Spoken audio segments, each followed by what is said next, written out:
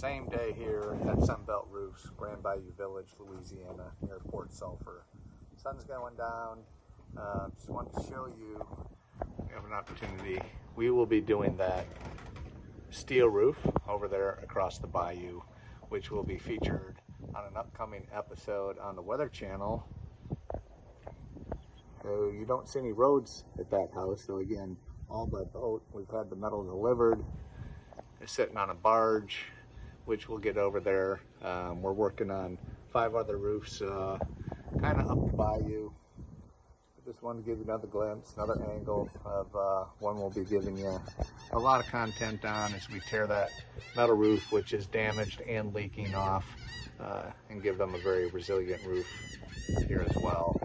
Just wanted to give you a quick shot of sunny, warm Fort Sulphur, Louisiana.